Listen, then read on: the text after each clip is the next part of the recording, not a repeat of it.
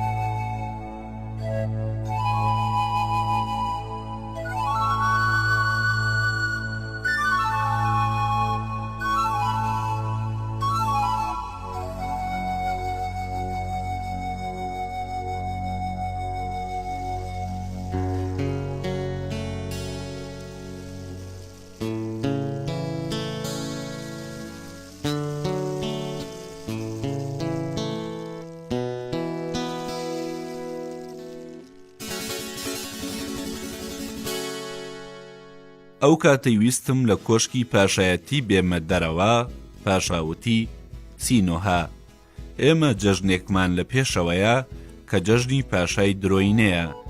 لەو ڕۆژەدا دەبێ بیت و ئەم جەژنە ببینی، چونکە دڵنیام کە لە وڵاتی میسردا ئەم جەژنە نییە.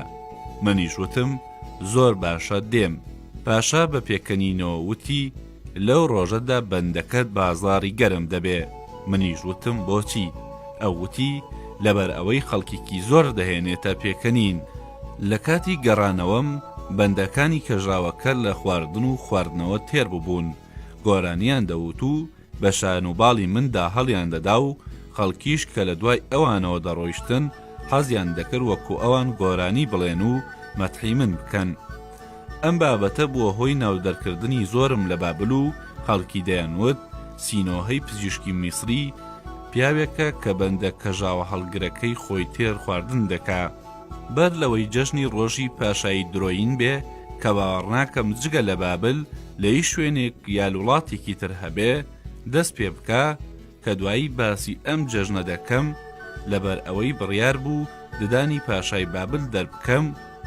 بورا بانگی کردم و من پێش هەڵکێشانی ددانی هەندێک تریاکم کردە دەماریەوە و لەوانەیە بڵێم بەبێ ئازار ددانیم دەرکرد. پیشگەکانی بابل لەوێ وەستا بوون، ویان دەزانی پاشا لەبەر ئازاری ددانی دەمکوژێ. بەڵام دوایی بە سەرسامیەوە لە منیان پرسی چی ڕوویدا کە پاشا هەستی بە ئازاری زۆر نەکرد. من وتم ئەو دەرمانەی کە من کردمە دەمارەکەیەوە سفەتی لە ناوبردنی ئازاری هەیە و لە دەرمانە هەرە باشەکانی میسرە و ئەم دەرمانە لە توێکڵی ڕووەکێک دروست دەکرێ کە تەنها کاینەکانی میسر ئەم ڕووەکە دەچێن و کاری دروستکردنی ئەم دەرمانە لە توێکڵی ئەو گیایە لەسەر ئەوانە و هەرگیز نهێنی دروستکردنی ئەم دەرمانە با خەڵکی ئاسایی ناڵێن، لەبەر ئەوەی ئەم دەرمانە هەموو جۆرە دەردێک لەناو دەبات و ئەگەر بکەوێتە دەستی خەڵکی ئیتر لە دەرد ناترسن و ڕێسای کۆمەڵایەتی دەشێوێنێ و چونکە کەس لە سزا بەدەنیەکان ترسی نابێ. پاشاوتی حەز دەکەم هەندێ لەو دەرمانم هەبێ. من وتم هەندێکت دەدەمێ بە مەرجێ جگە لەو شێوازەی پێتی دەڵێم بۆ هیچ شتێکی تر بەکاری نەهێنی، چونکە ئەم دەرمانە ئەگەر بە پێچەوانەی ڕێنمایی تایبەتی خۆی بەکار بێ وەکو زار دەبێتە هۆی لە ناوچوون. پاشاوتی ئێستا کە ددانی منت بەبێ ئازار دەرکرد چ پاداشتێک لە من دەوێ؟ من وتم من پێویستم بە زێر و پارە نییە، چونکە دەتوانم لە زانستەکەی خۆم زێر و پارە پەیدا بکەم، بەڵام حەز دەکەم دەسەڵاتی تۆ ببینم و بزانم سوپاکەت چەندە بۆ ئەوەی کاتێک کە گەڕامەوە بۆ میسر مەتحی هێز و دەسەڵاتت بکەم و هەمووان بە بیستنی ئەو وەسفانە سەریان بسوڕمێ. بۆیە داوا دەکەم فەرمان بدەیتە هێزەکانت بە چەشنی ڕۆیشتنی سەربازی خۆپشاندان بکەن هەتا بتوانم سەربازەکان و گالیسکە جەنگیەکانت ببینم. پاشا داواکاریەکەمی جێبەجێ کرد و من لەم بابەتە خۆشحاڵ بووم، چونکە دەمتوانی توانای سەربازی پاشای بابل بخامڵێنم. بەر لە ڕۆژی خۆپشاندانە سەربازیەکە بە کاپتان وت سەربازەکان و گالیسکەکانی پاشا بژمێرێت و بزانێت کە چەند سەرباز و گالیسکە لە سوپاکەدا هەیە. کاپتا وتی من ئەم هەموو ژمارەیە لەکوێ بهێنم کە بەهۆیانەوە سەربازەکانی بابل بژمێرم، چونکە دەڵێن ژمارەی سەربازەکانی بابل لە ژمارەی لمی بیابان زۆرترە.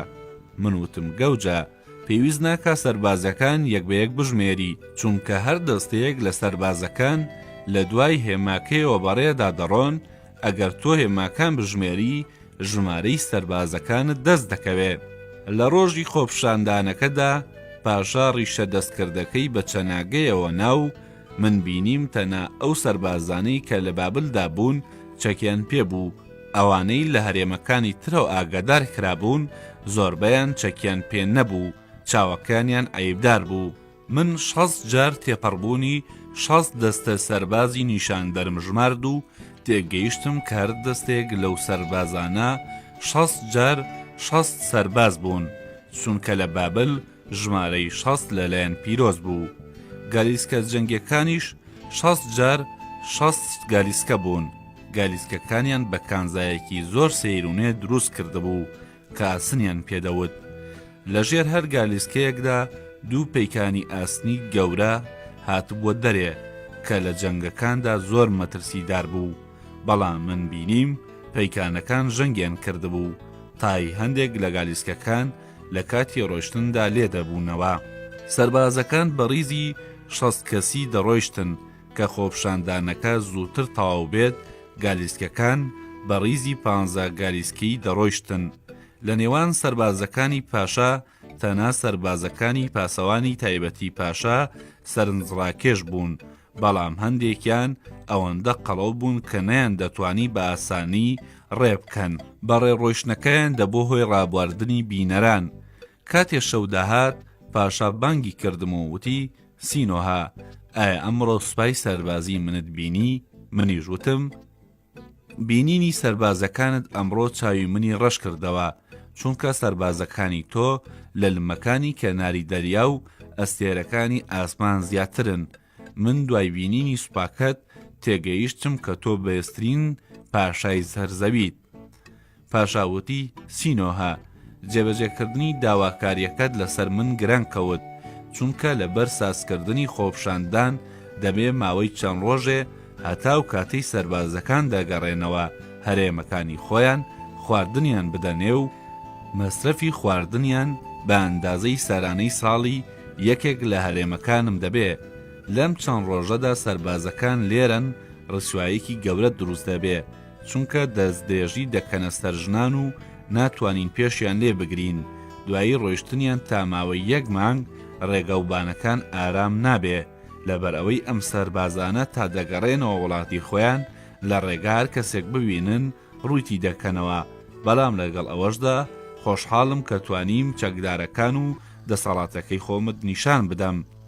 ئێستا پێم بڵێ ئایا فیرعەون کچی هەیە؟ من وتم کچی فیرعەونی میسرت بۆ چییە؟ ئەو وتی حەز دەکەم کچی ئەو ببێتە ژنی من. ئەگەرچی ئێستا 400 ژنم هەیە، بەڵام هیچ کامیان کچی پاشای میسر نییە و من زۆر حەز دەکەم هاوسەرێکم هەبێ کە کچی فیرعەونی میسر بێ. من وتم پاشا ئاگادار بە کە لەو ڕۆژەوەی جیهان دروست بووە تاوەکو ئێستا بەردەوام کچی فیرعەون دەبێتە هاوسەری براکەی خۆی و ئەگەر براشی نەبێت شووناکە، بەڵکو دەچێتە پەرزگە و دەبێتە کاهینە. ئەم قسەی تۆ دەیکەی لە لای خواکانی مسر کوفرە، بەڵام لەم قسەی تۆ ناڕەنجێم، چونکە تۆ خواکانی میسر ناناسی. پاشا وتی سینۆها ئاگادار بە کە من بڕیارم داوە کچی فیرعەون بکەمە هاوسەری خۆم. ئەگەر فیرعەون کچەکەی خۆیم نەداتێ من سوپاکەی خۆم دێنمە خاکی ئەو میسر وێران دەکەم، بە زۆر دەست بەسەر کچەکەیدا دەگرم. منیش وتم پاشا فیرعەونی میسر هێشتا زۆر گەنجە و تازە ژنی هێناوە و کچی نەبووە. گریمان خواکانی میسر ڕێگەیاندا کە کچی فیرعەون شوو بە بیانیەک بکە، بەڵام کە ئەو کچی نەبێ ناتوانێت کچت بداتێ، کەواتە دان بە خۆ تا بگرە تا دەبێتە خاوەن کچ، ئەوسا بیر لە کچەکەی بکارەوە. پاشا وتی سینۆها، من ئەمڕۆ کاتێکی زۆر لە مەیدان دانیشتم، سەیری تێپەڕینی سەربازەکانم کرد، ئێستا ماندوو بووم و حەز دەکەم بەرەو حەرەمەکەی خۆم بڕۆم کەمێ پشوو بدەم. تۆش کە پزیشکی دەتوانی بۆ هەموو شوێنێ بڕۆی، لەگەڵ مندا وەرە کە ژنەکانم ببینی لە نزیکەوە گفتوگویان لەگەڵدا بکەی، بۆت دەردەکەوێ کە زۆر لە پاشاکان باشترین کچەکانی خۆیان ناردۆتە بابل بۆ ئەوەی بە ناوی هاوسەری منەوە بێتە ناو حەرەمەکەمەوە.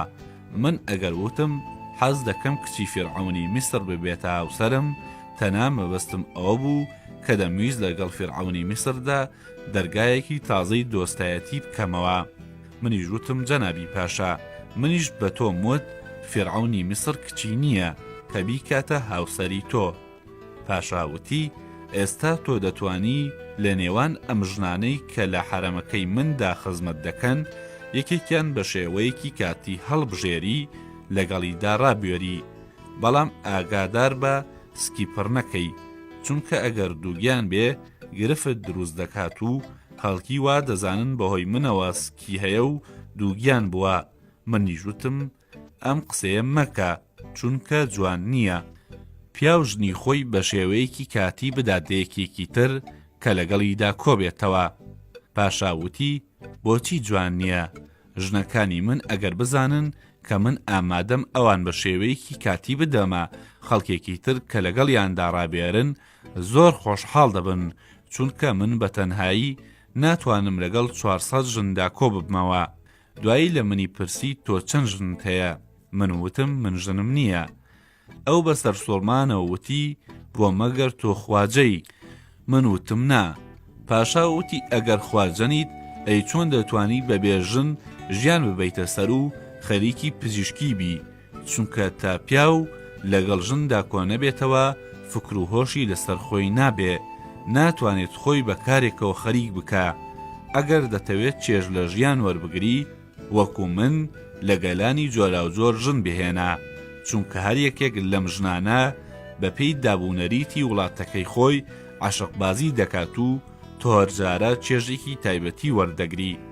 ئەگەر چی نەمدەویست بچمە ناو حەرەمەکەی پاشاوە، بەڵام ئەو منی لەگەڵ خۆیدا بردوو بینیم ژنەکانی ئەو لە گەلانی جۆرا و جۆر بوون، هەمویان گەنج و جوان بوون، هەر یەکەیان جلی خۆماڵی خۆیان لەبەر کرده بوو.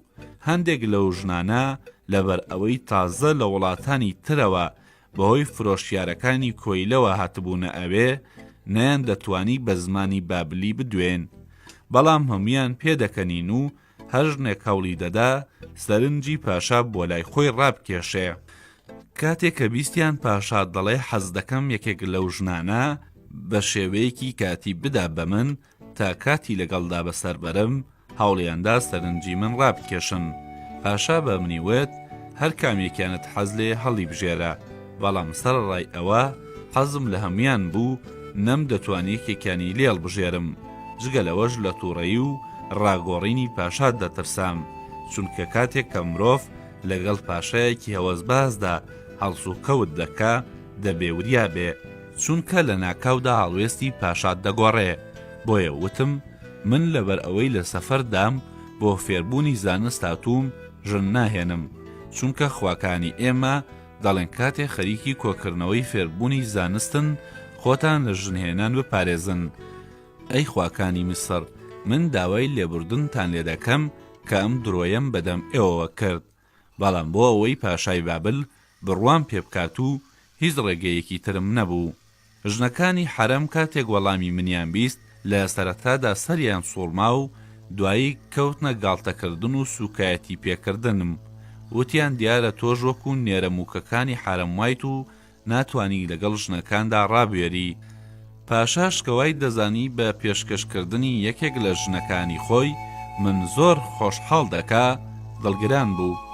وتی ئەگەر تۆ منت لەو ددان ئێشەیە ڕزگار نەکردایە ئێستا فەرمانم دەدا بتکوژن.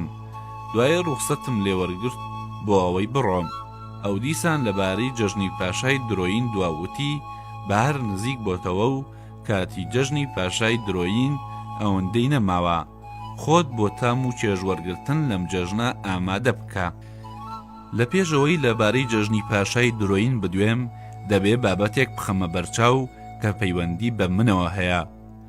ڕۆژێکیان بۆ تەماشای شوشەی گەورەکەرەوە چوومە بورجی مەردۆک. ئەم شوشەیە کە باوەڕ ناکەم لە هیچ جێگەیەکی جیهاندا هەبێ لە بابلدا دروست دەکرێ. شوشەیەکی ئەستور و زۆر ڕوونا، وەکو کەرتە سەوەڵێکی درەوشاوە زوڵاڵە، بەڵام کاتێک کە مرۆڤ لە پشت ئەم شوشەیەوە دەڕوانێت ئەوەندە شتەکان گەورە دەبنەوە کە دەبێتە هۆی ترسانی بینەرەکە و ئەو ڕۆژە من بۆ بینینی شوشەکە ڕۆیشتم، مێرولەیەکیان هێنا و من شوشەکەم بەدەستەوە گرت، لە پشتەوە سەیری مێرولەکەم کرد، خەریک بوو لە ترسا ڕابکەم، چونکە مێرولەکە ئەوەندە گەورە بوو کە لە قەبارەدا لە ئەسپێکی ئاوی دەچوو.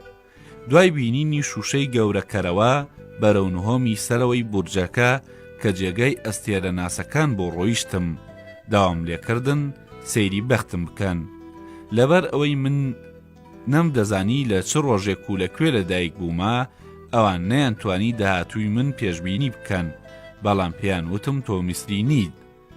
من وتم گومانی تێدا نییە کە من لەناو سەبەتەیەکدا بووم کە بەسەر ڕووباری نیلەوە بووە، ئەو ژنەی منی بەخێو کرد سەبەتەکەی لە ئاوەکە گرتبەوە.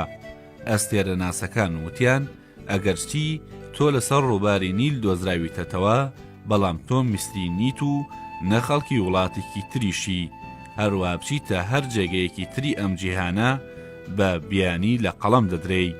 وتم ئەم قسەیە ڕێی تێناچێ، چونکە چۆنێک بێ لەم جیهانەدا جێگەیەک هەیە کە منی تێدا لەدایک بوو بێتم، ئەو جێگەیە نیشتیمانی من بێت و تێیدا بیانی نەبم. وتیان لەم جیهانەدا جێگەیەک نییە کە تۆی تێدا لەدایک بوو بێری. وتم ئەی من لەکوێ لەدایک بوومە؟ یەکێکان وتی لەوەیە تۆ کوڕی خواکان بیت و لە ئاسمانەوە هاتبیتە سەرزەوی. وتم لە وڵاتی ئێمەدا تەنها یەک نەفەر کوڕی خواکانە، ئەویش فیرعەونە. ئەوانیش وتیان بەهەرحاڵ بەختی تۆ وانیشانەدا کە تۆ لەم دنیاەدا بچیتە هەر جێگەیەک تێیدا بیانیت و جێگەیەک نییە کە وڵاتی تۆ بێ، بەم جۆرە هیچ گومانێکی تر نییە جگەلەوەی کە تۆ لە ئاسمانەوە هاتوویت و کوڕی خواکانی. دوای بەسەر سوورمانەوە سەیرم کرد، ئەستێرەناسەکان سەریان بۆ دانەواندم و پرسیم بۆ ئاکەن. ئەوان وتیان ئێمە دڵنیانین کە تۆ کوڕی خواکان بی، بەڵام دەزانین کە لەم دنیاەدا لەدایک نەبوویت و لەبەر ئەوە مەرجی دووربینی ئەوەیە کە ڕێز لە تۆ بگرین بۆ ئەوەی ئەگەر بەڕاستی کوڕی خواکان بی لەلایەن ئێمەوە کەم تەرخەمی و بێڕێزیت لەگەڵا نەکرابێ، هەتاوەکو لای خواکان تاوانبار نەبین. من کە دەمزانی کوڕی خواکان نیم، لەم قسەیان زۆر سەرسام بووم، ئەویش بە بێعەقلی و پڕوپوچ پەرستی ئەستێرە ناسەکانم لە قەڵەمدا.